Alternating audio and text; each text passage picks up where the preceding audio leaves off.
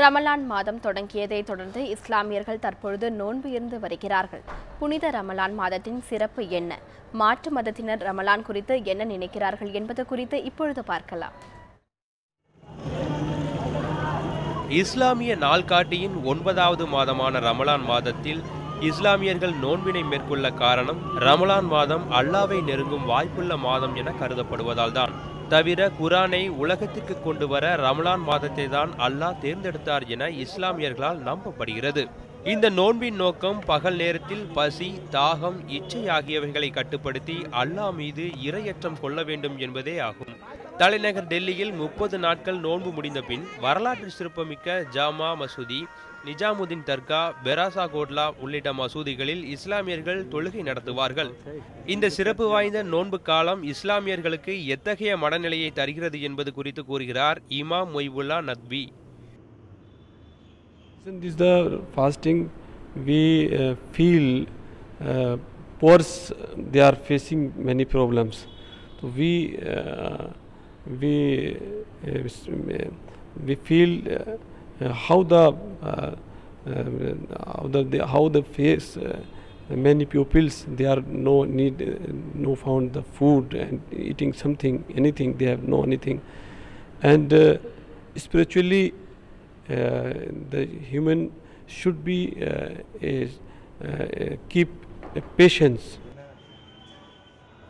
இந்த 30 நாட்கள் வியாபாரிகளுக்கும் உற்சாகமான காலம்தான். தினமும் காலை மற்றும் மாலை வேளைகளில் மசூதிக்கு தொழுகைக்கு வரும் இஸ்லாமியர்கள் விரும்பி வாங்கும் அத்தர், புனுகு போன்ற வாசனை திரவியங்கள், புத்தாடைகள், தொப்பிகள், காலணிகள், பழங்கள், பலகாரங்கள் ஆகியவற்றை விற்பனை செய்யும் கடைகளும் அதிக அளவில் திறக்கப்பட்டுள்ளன.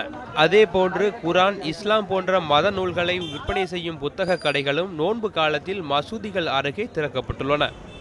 இந்த நோன்பு காலத்தில் தங்களுக்கு ஏற்படும் வருமான வாய்ப்பு எத்தகையது என்பது குறித்து பேசுகிறார் மசூதி எதிரில் பேரிச்சம்பழம் விற்று வரும் திரு மத்லூல்.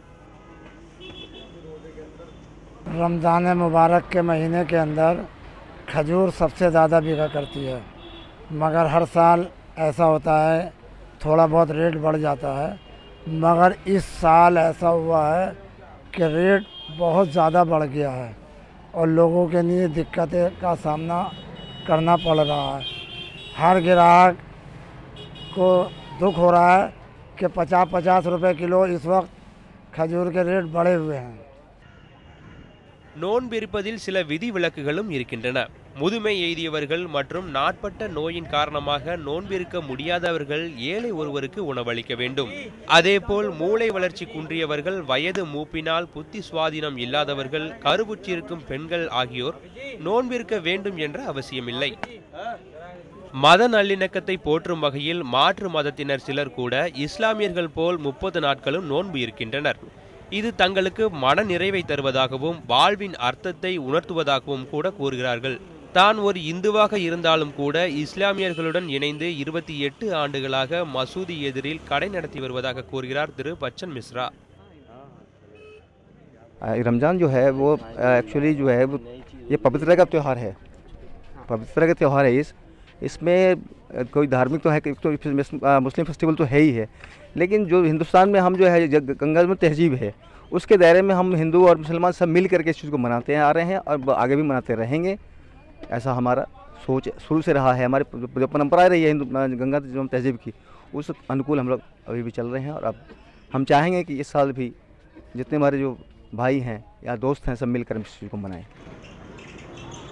ரம்ஜான் காலத்தில் மாற்று மதத்தினர் நோன்பிருப்பதும் மத நல்லிணக்கத்தை போற்றுவதாக உள்ளது என்றே கூறலாம். வருடத்தின் 11 மாதங்களில் தினமும் 3 வேளை உணவருந்தி வாழும் ஒருவரால் எப்படி ஒரு மாதம் முழுவதும் சூரிய உதயம் முதல் சூரிய அஸ்தமனம் வரை உணவு, தண்ணீர் எதுவும் இல்லாமல் இருக்க முடிகிறது என்ற கேள்வியை முஸ்லிம் பெருமக்களிடம் நாம் கேட்டபோது அவர்கள் அளித்த பதில் இதுதான். அல்லாஹ் மீது உண்மையான இறை நம்பிக்கையும் ஏழைகளின் பசியை அறிந்த ஒரு முஸ்லிமால் ஒரு மாதம் அல்ல, தொடர்ந்து ஒரு வருடம் கூட நோன்பிருக்க முடியும் என்பதே அது. புதுதில்லியின் ஜமா மஸ்ஜித் மசூதியிலிருந்து ஒளிப்பதிவாளர் நதீமுடன் அருவேல்ராஜ், நியூஸ் 7 தமிழ், புதுதில்லி.